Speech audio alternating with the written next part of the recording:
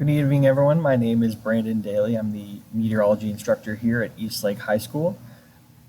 I am your student's MET 2010 instructor. Any contact that you need to make with me, you can reach me by email at dailyb@pcsb.org. Quick outline of the course. MET 2010 is a semester-long college-level dual enrollment course which is taken through St. Petersburg College. It is a true college class that will remain on your student's permanent transcript. So this is a course that your student wants to take very seriously, as this grade will follow them through the rest of their academic careers. As they are still high school students, this grade will affect their college admissions.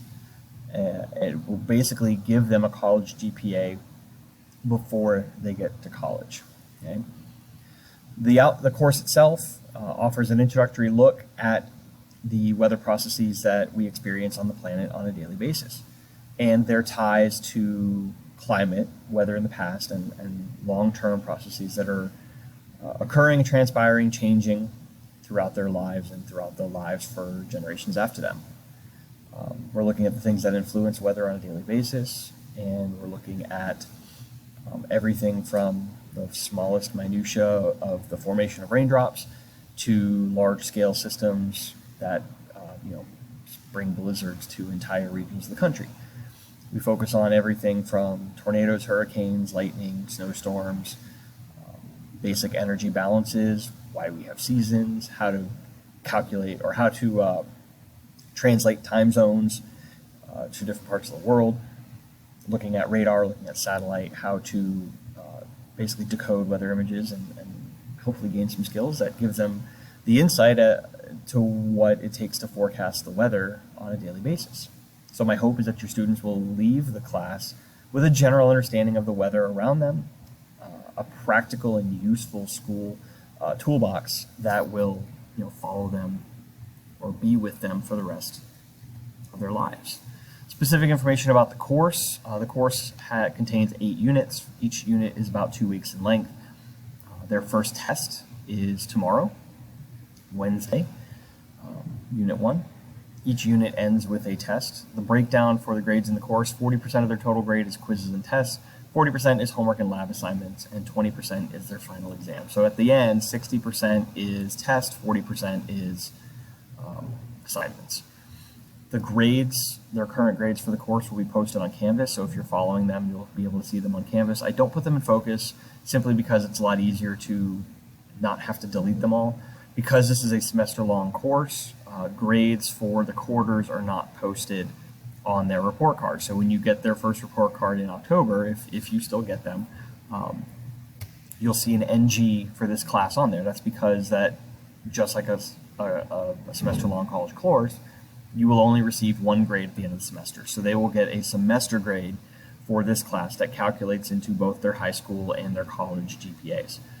For the high school GPA, they do get 1 whole quality point. So an A in this class would translate into a 5.0 weighted GPA.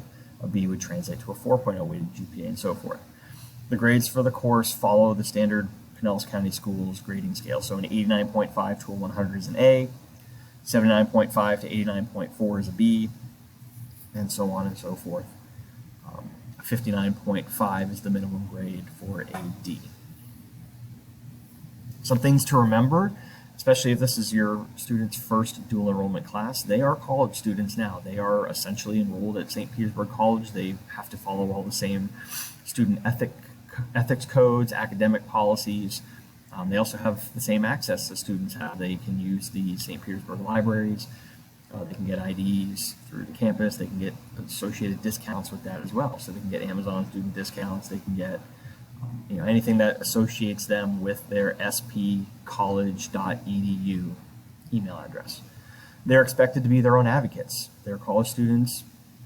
Typically, parents are not closely involved in college like they might be in high school. So they are to advocate for themselves. They need to communicate with their instructors as quickly as possible if they have any issues that they need to work through. You may remember if you went to college or when you went to college that typically they say 1 hour of class time means 3 hours of outside study time. Every hour in class should brings the expectation of an hour of studying or reading the material that week at home. So we meet 5 days a week for 47 minutes.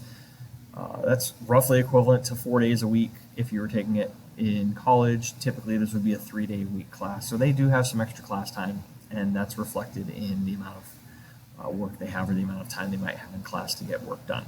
There's little hand-holding. There's not as much of the what you might see as assistants for high school students as they are college students at this point. Not to say that I'm absolutely mean to them, but I do expect them to, fill the shoes that they are now walking in. All right, so thanks for stopping in. Thank you for participating. If you have any questions, again, please don't hesitate to email me, dailyb@pcsb.org, and I look forward to teaching your students this semester. Thank you again.